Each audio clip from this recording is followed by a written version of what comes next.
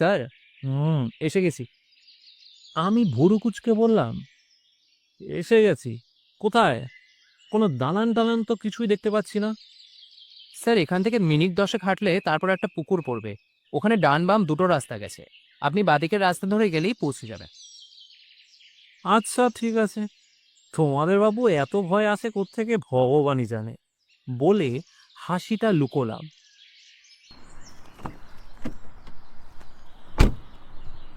ট্যাক্সিওয়ালা অত্যন্ত গভীর স্বরে বলল, স্যার, অমন অভিশপ্ত জায়গায় গেলে মানুষ কেন, সিংহেরও বুক কেঁপে উঠবে। আবারও বলছি স্যার, যাবেন না ওখানে। হেসে বললাম,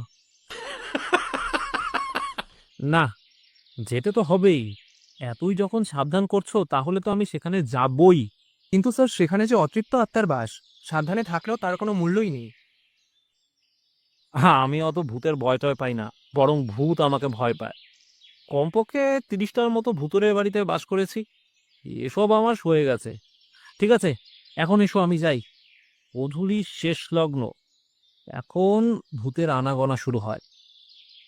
ট্যাক্সিওয়ালা কোনো উত্তর দিল না। ফ্যাল ফ্যাল ভাবে কেমন করে যেন তাকিয়ে রইল। আমি আর অপেক্ষা করলাম না, ভাড়াটা হাতে গুজে দিয়ে উল্টো দিকে হাঁটা শুরু করলাম।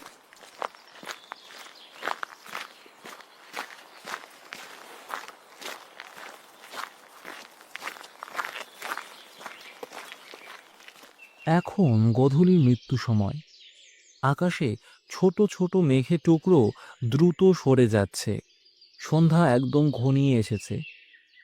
এখন সন্ধিক্ষণ, অর্থাৎ বিকাল আর রাত্রে যুক্ত সময়। এ সময়ে ভূত প্রেতরা চলাচল করে। আশেপাশে মরা গাছপালা আর শুকনো শুকনো ডালে কতকগুলো কাক আমাকে দেখে কা কা করছে। একবার পিছনে ফিরে তাকালাম। ট্যাক্সিওয়ালা ভাড়াটা পেয়ে ভালোই ভালোই কেটে পড়েছে। স্থানীয় লোকজন এই জায়গাটির নাম শুনলেই যেন প্রচণ্ডভাবে কেঁপে ওঠে। এই জায়গাটা তাদের কাছে অপয়া। জায়গাটার নাম কলস ঘর। এই কলস ঘরে লোকজন খুব কম থাকে। একটু রুক্ষ পরিবেশ বটে, তবে মনোরম। ব্রিটিশ আমলের সময় এখানে একটা ছোটখাটো জেলখানা গড়ে উঠেছিল। সেই সাথে গড়ে উঠেছিল ফাঁসির ঘর। আর এই ফাঁসির ঘরের জন্যই কলসগড় কুখ্যাত। এই কলসগড়ের আশেপাশে কিছু আদিবাসী থাকতো। বনের কাঠ কেটে চাষাবাদ করে তাদের দিন চলত। ইংরেজরা স্বভাবতই সেখানে আধিপত্য কায়েম করে এবং দমন পীড়ন চালায়। তখন পরিবেশ উচ্ছৃঙ্খল হয়ে উঠল, ভীষণ রকম উচ্ছৃঙ্খল। সে সময় আদিবাসী ও স্থানীয়রা ছোটখাটো বিদ্রোহ করে আর হত্যাকাণ্ড চালায়। এর জন্য তাদের ধরে বিচার কিংবা বিনা বিচারে ফাঁসি দেওয়া হয়েছিল। এর কিছুদিন পর থেকে হঠাৎ ওখানে অশরীরীর আনাগোনা শুরু হয়। পাহারারত পুলিশরা মাঝে মাঝে রাতের বেলায় দেখত ফাঁসি প্রাপ্ত আসামিরা সেই ফাঁসি ঘরের সামনে মণিহীন চোখে রক্তাক্ত জিভা বের করে বসে আছে, আর সেই জিভা দিয়ে ফোঁটা ফোঁটা রক্ত ঝরত। এমনকি যারা জেলে বন্দি থাকতো তারাও দাবি করেছিল রাতের বেলায় সবাই যখন ঘুমোয় তখন নাকি কারা যেন মুখে কালো কাপড় বাঁধা অবস্থায় নিঃশব্দে হেঁটে বেড়ায়, তারপর কিছুক্ষণ পরে উধাও হয়ে যায়। ট্যাক্সিওয়ালাটি বলেছিল এখানে নাকি আমার আগেও অনেকে ভূতের সাক্ষাৎকারের জন্য এসেছিল, কিন্তু তারা কোনোদিনও আর ফেরেনি। প্রায় 10 মিনিট হাঁটার পর পুকুরটা পড়ল। মৃত প্রায় পুকুর, শুকনো ডালপালা আর পাতায় ভর্তি।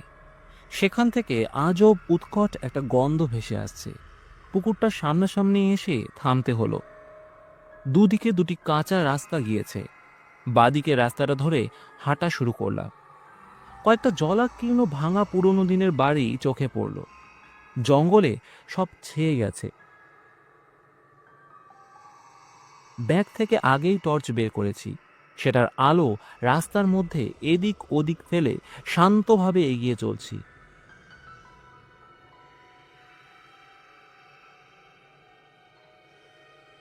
কিছু দূর যাওয়ার পর একটা ফাঁকা জমির উপর বিস্তৃত বড় একতলা ভাঙা দালান চোখে পড়ল। আরেকটু কাছে যেতেই বুঝলাম এটাই সেই অভিশপ্ত জেলখানা। দেওয়ালের ইটগুলো খসে খসে পড়ছে, আর সিমেন্টের ঝুরঝুরে জায়গায় সামান্য শ্যাওলা পড়ছে। হঠাৎই এই জনমানবহীন স্থান থেকে একটা আষ্টে গন্ধ ভেসে এলো। জেলখানার প্রধান ফটক অবধি রাস্তাটা পরিষ্কার, কোনো ঘাস নেই। দেখে মনে হয় মানুষের অহরহ যাতায়াত আছে। সেই পরিষ্কার পথ ধরে প্রধান ফটকটা পেরিয়ে যখন পরিত্যক্ত জেলখানার ভিতর ঢুকলাম, তখন একটা ছোট সাইনবোর্ড চোখে পড়ল। সেখানে বড় অক্ষরে লেখা আছে, সন্ধ্যা হলেই চলিয়া যাইবেন, এইখানে নানা ভুতুরে কর্মকাণ্ড হইয়া থাকে। আপনার কিছু হইলে আমরা তাহার দায়ভার গ্রহণ করিব না, তাই সাবধান। সাইনবোর্ডের নিচে প্রশাসনের নাম লেখা। আমি সেটাকে গ্রাহ্য করলাম না। টর্চের আলোটাকে সম্বল করে অন্ধকার পরিত্যক্ত ভুতুরে জেলখানায় প্রবেশ করলাম। ভেতরে ঢুকেই বুঝলাম জায়গাটা ধুলো বালিতে পূর্ণ হয়ে গেছে। আমার টর্চের আলোতে বুঝতে পারছি ধুলো ঝাঁকে ঝাঁকে ঘুরপাক খাচ্ছে।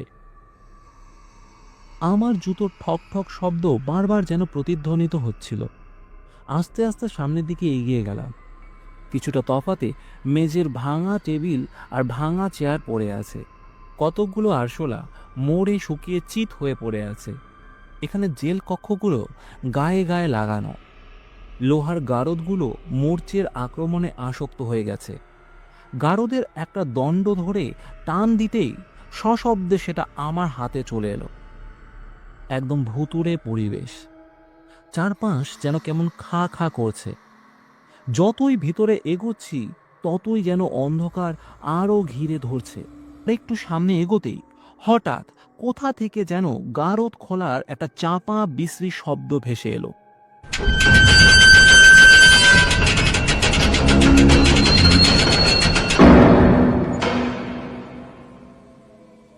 আতঙ্কে চমকে পাশে তাকালাম, কিন্তু সব স্বাভাবিক। হয়তো এমনি এমনি শব্দ হয়েছে। ব্যাগ থেকে একটা লম্বা চৌকোনা যন্ত্র বের করলাম। এই যন্ত্রটা অশরীরীর উপস্থিতির জানান দেয়। প্রত্যেকটা ভৌতিক অভিযানে সে আমার সব সময়ের সঙ্গী। সেটাকে বের করে যখন চালু করলাম, তখন আমার কপাল বেয়ে ঘাম নেমে এলো।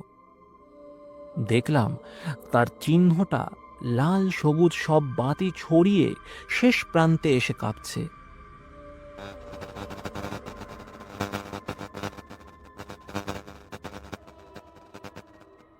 এমনভাবে কাঁপছে যেন এখনই ভেঙে বেরিয়ে যাবে। অর্থাৎ আমার আশেপাশে এখন প্রেত আত্মা বিরাজ করছে। বারবার মনে হচ্ছিল আমার পেছনে কে যেন দাঁড়িয়ে আছে। তার শ্বাস আমার ঘাড়ে এসে ঠেকছে। সে এখনই বুঝি আমাকে ঝাঁপতে ধরবে। পেছনে ঘুরে টর্চ মেরে দেখলাম একটা ভাবসা গরম হাওয়া আমার সঙ্গে সংঘর্ষ বাঁধিয়ে চলে গেল। আর সেই সাথে একটা তীব্র সুগন্ধযুক্ত উৎকট গন্ধ নাকে এসে ঝাপটা দিল। গন্ধটা কেমন যেন নেশার মতো। সব কেমন অবশ হয়ে আসছে। সবকিছুই অস্পষ্ট দেখছি। অন্ধকার হয়ে আসছে চোখ দুটো। ধুলোয় ভর্তি মেঝেতে ধূপ করে বসে পড়লাম। মাথাটা হঠাৎ ভীষণ ঝিমঝিম করছে। চোখের পাতাও এক হয়ে আসছে। টর্চটা হাত থেকে ছিটকে পড়ল। তন্দ্রাচ্ছন্ন অবস্থায় ফিসফিস করা কণ্ঠস্বর শুনতে পেলাম, আর মনের মধ্যে শুনতে পেলাম কে যেন বলছে, এসো এসো, আমাদের সাথে এসো। কোনো অতৃপ্ত প্রেতাত্মা কি আমাকে ভর করলো? কথাটা ভাবার পরপরই যেন সম্পূর্ণ নিস্তেজ হয়ে পড়লাম।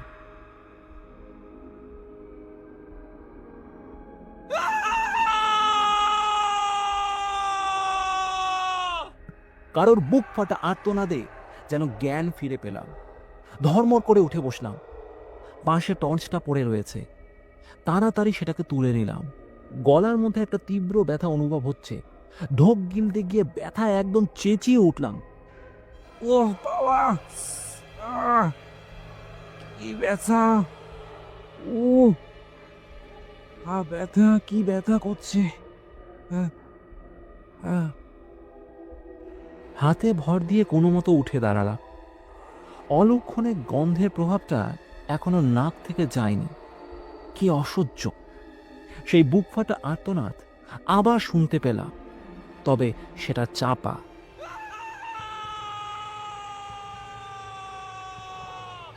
বুঝলাম এই উৎসটা ফাঁসির ঘর থেকে আসছে। বুকটা ভীষণভাবে ধকধক করছে। বুকে হাত না দিয়েও তা টের পাচ্ছি। এই জেলখানার পেছনের অংশ ভেঙে পড়েছে। সে ধ্বংসস্তূপ ছোট ঢিবির মতো উঠে রয়েছে। ওই ধ্বংসস্তূপের পাশেই ফাঁসি ঘর। এই জেলখানায় তেমন কিছু নেই, তবে অশরীরীর উপস্থিতি হাড়ে হাড়ে টের পেয়েছি এবং এখনো পাচ্ছি। আজ পূর্ণিমার চাঁদ আকাশে উঠেছে, সম্পূর্ণ পরিষ্কার আকাশ, তার উপর আবার শনিবার। টর্চের আলোটা মাঝে মাঝে যেন কমে যাচ্ছে। ঢিবিটার কাছে আসতেই হঠাৎ মনে হলো আমার পাশ দিয়ে বিদ্যুৎ বেগে কেউ যেন হেঁটে গিয়েছে, কিন্তু ফিস ফিস করে আবার আওয়াজ শুনলাম।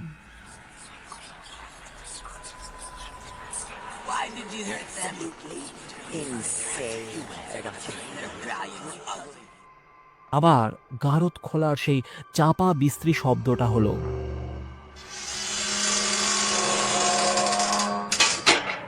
পেছনে ফিরে আবার টর্চ মারলাম।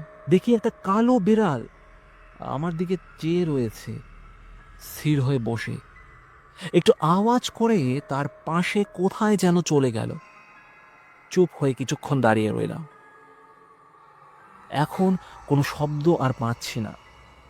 ধ্বংসস্তূপের ঢিবিতে আলো ফেলে কিছু পুরনো কাগজ দেখতে পেলাম।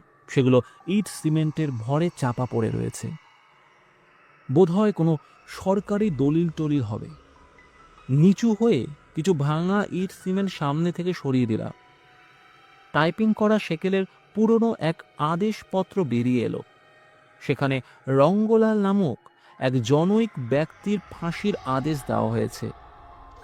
তার অপরাধ, সে পুলিশ অফিসারকে গুলি করেছে। ফাউন্টেন পেনের লেখার নিচে স্বাক্ষরগুলো উঠে গিয়েছে। ঢিবিটার মধ্যে আরও কয়েকটা টাইপিং করা কাগজ গুচ্ছ চোখে পড়ল। কৌতূহলী হয়ে সে কাগজ গুচ্ছ ধারে টান দিতেই এক অপ্রত্যাশিত কিছু বেরিয়ে এলো। টর্চের আলোতে ঘর্মাক্ত মুখে দেখলাম সেটা চুল। কোনো পুরুষের নয়, স্ত্রীলোকের ঘন কালো লম্বা চুল। চুলগুলোকে দেখে মনে হয় সদ্য ধ্বংসস্তূপে চাপা পড়েছে। অর্থাৎ এই ধ্বংসস্তূপ পরিষ্কার করলে এখানে একটা আস্ত লাশ বেরিয়ে আসবে। বাইরের হাওয়া এসে চুলগুলোকে নড়িয়ে তুলল। আমি কম্পিত হাতে সেই কাগজগুলো ঢিবির উপর রেখে তার উপর কয়েকটা ভাঙা ইট চাপা দিলাম। এই ধ্বংসস্তূপের ঢিবিটা আসলে একটা কবরে পরিণত হয়েছে। এমন নিঃসঙ্গ ধ্বংসস্তূপের মধ্যে যে কারোর লাশ রয়েছে কল্পনাই করা যায় না। কিন্তু আশ্চর্যজনকভাবে দেহ পাচারের কোনো দুর্গন্ধ টের পাচ্ছি না। অনেকবার জোর করে শ্বাস নিলাম, তবুও কোনো গন্ধ পেলাম না। সেটা নিয়ে আর না ভেবে ফাঁসি ঘরের দিকে রওনা হলাম। ফাঁসি ঘরটা জেলখানার ভেতরে শেষের দিকে পশ্চিম প্রান্তের পাশাপাশি অবস্থিত। আগে যে এতগুলো ভৌতিক অভিযান করেছিলাম তখন কোনো প্রকার ভয় অনুভব হয়নি, কিন্তু এই পরিত্যক্ত জেলখানার অন্দরে ঢুকে ভয়ের মাত্রা অনবরত বেড়ে চলেছে। ফাঁসির ঘরের দরজার ওপর আলো ফেললাম। লোহার দরজার গায়ে নানা আঁকা বুকি করা, লোহার 3টে মরচে পড়া চেয়ার, যেগুলোতে বসলে এখনই ভেঙে যাবে। দূরে কোথা থেকে যেন শ্রীগালের মায়া কান্না ভেসে এলো। সেই সাথে একটা হাসির খিলখিল মৃদু শব্দ। সেই হাসিটা ফাঁসি ঘরের ভেতর থেকে আসছে। সেই হাসির মধ্যে যেন একটা নিষ্ঠুরতা রয়েছে। টর্চের আলো হঠাৎ কমে যাচ্ছে, আবার বেড়ে যাচ্ছে। এই দেখে অস্বস্তিতে টর্চটা নিভিয়ে দিলাম। ফাঁসি ঘরে ঢুকতে গিয়েও দেখতে পাচ্ছি না। একটা অদৃশ্য কিছু আমার মনের মধ্যে ভীতির সঞ্চার করে পথ আটকে দিয়েছে যেন। ফাঁসির ঘরের দরজায় কোনো প্রকার ছিটকিনি নেই, একটা ধাক্কা দিলেই খুলে যাবে।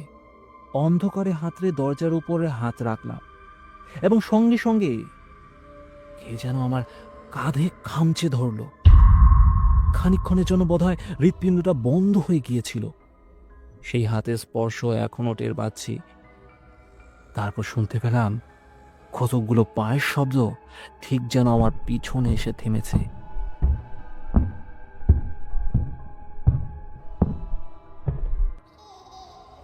আমি দাঁড়িয়ে দাঁড়িয়ে কাঁপছিলাম।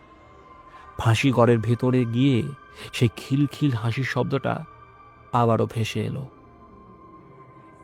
এই অসময়ে একটা কাক ডেকে চলেছে। আস্তে আস্তে ঘাড় ঘোরাতে শুরু করলাম। পূর্ণিমার আলো আবছাভাবে এসে পড়ল। সেই আবছা আলোতে স্পষ্ট দেখলাম কতগুলি ছায়ামূর্তি স্থির হয়ে দাঁড়িয়ে আছে। না, দাঁড়িয়ে নয়, তাদের মাথা পিছনের দিকে লম্বার মতো কি যেন একটা দড়ি। সেটা দড়ি, তারা দড়িতে ঝুলছে।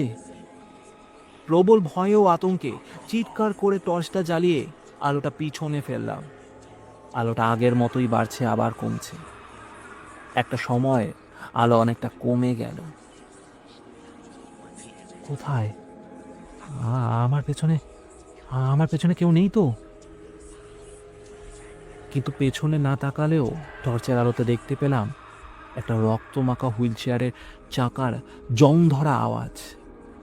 তুলে এদিক থেকে ওদিকে আপনা আপনি চলে গেল। আবার সেই গারদ খোলার শব্দটা হলো।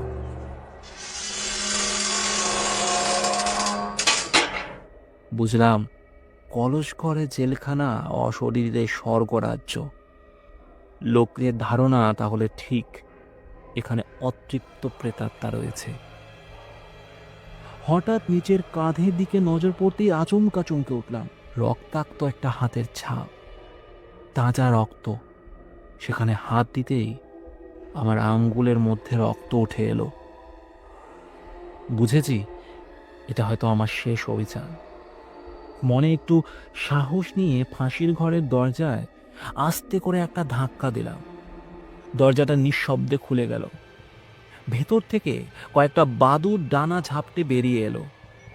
এক পা করে যখন ভেতরে ঢুকলাম, তখন সহসা সশব্দে ফাঁসির দরজাটা বন্ধ হয়ে গেল।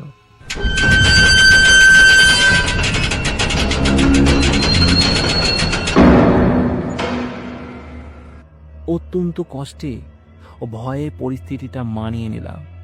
এই মুহূর্তে ভয় পেলে চলবে না, মাথা ঠিক রাখতেই হবে। বেশি ভয় পেলেই মৃত্যু একদম আসন্ন। কিন্তু মাথাটা ঠিক রইল না। যখন ফাঁসির মঞ্চের দিকে দৃষ্টি দিলাম, আমার শরীরের সমস্ত রক্ত যেন জল হয়ে গেল। ভয়ে কাঠ হয়ে রইলাম, গলা শুকিয়ে গেল। ফাঁসির দড়িতে একটা মৃতদেহ ঝুলছে, প্যান্ট শার্ট পরা, কিন্তু সেগুলোই রক্তে ভিজে বিকৃত হয়ে গেছে। ফাঁসির দড়িটা তার গলায় প্রায় ঢুকে গেছে। সেখান থেকে রক্ত তর তর করে নিচটা ভিজিয়ে দিচ্ছে। লোকটার জিভ সম্পূর্ণভাবে বেরিয়ে এসেছে। জিভ দিয়ে ফোঁটা ফোঁটা রক্ত পড়ছে। তার চোখ দুটো খুব কুৎসিতভাবে বেরিয়ে এসেছে। কি বিভৎস ভয়ের ছাপ সে মুখে। তার হাত পা দুটো কাঠের মতো শক্ত। এই এক সত্যিকারের মৃতদেহ, সবে ফাঁসিতে ঝোলানো হয়েছে। পাশে একটা ব্যাগ চোখে পড়ল।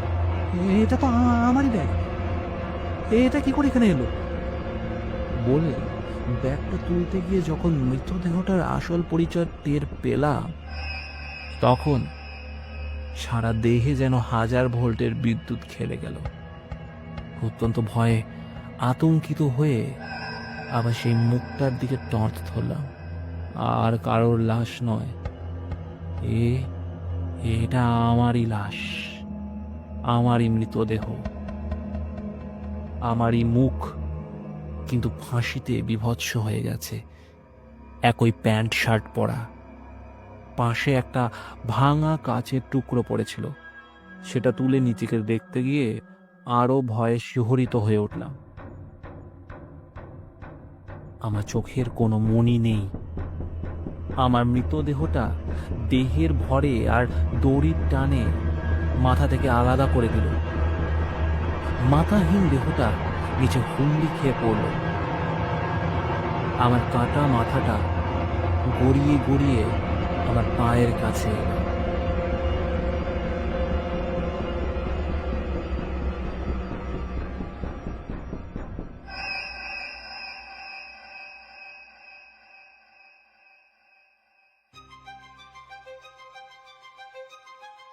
এতক্ষণ আপনারা শুনছিলেন কলস ঘরে জেলখানা।